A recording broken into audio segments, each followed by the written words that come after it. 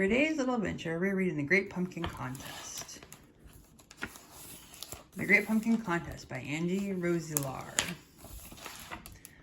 The leaves were beginning to change color. The air had become bright and colder, and with the change in seasons from summer to fall, it was time for Cat County's Great Pumpkin Contest. In this little county lived two cats as different as could be. Mimi spent her days inside reading stories about cats who were bold, smart, and loved. Sometimes she wished she had a friend. Clara preferred to be outside tending her garden, having tea parties. Both wanted to win the first prize ribbon at the Great Pumpkin Contest. Earlier that summer, Mimi had read all the books, and she formed a plan. She found the sunniest spot in the garden, first made sure it was away from the wind, added just the right plant foods, and then dug tiny holes and planted her pumpkin seeds. She waited and waited and waited some more, until one day a tiny sprout appeared, soon the very vines and then flowers. Next door, Clara had happily planted her pumpkin seeds all over her garden. Before long, her pumpkin patch was filled with lots and lots of little pumpkins. Clara peeked at Mimi's pumpkin patch. There was one pumpkin that was getting very big and round. "Wow," said Clara, "your pumpkin looks amazing. How did you make it grow so big?" "I read lots of books," said Mimi. "Very smart," said Clara. She went back to tend her crop of little pumpkins. Mimi's pumpkin continued to grow and grow and grow. Clara's pumpkins grew too.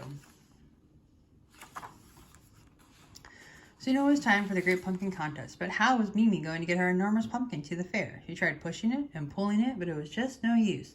The pumpkin was too big, if only there was another way. Ta-da! A wheelbarrow. It was perfect. Mimi rolled the gigantic pumpkin into the cart and set off for the fairground. She couldn't wait for everyone to admire her very big pumpkin. Clara stacked up some of her beautiful little pumpkins and headed to the fair too. She was also very proud. The road into town was bumpy. The pumpkin wiggled and jiggled. Soon Mimi's pumpkin began to tip and teeter and tottered. And look out for that pothole, Mimi.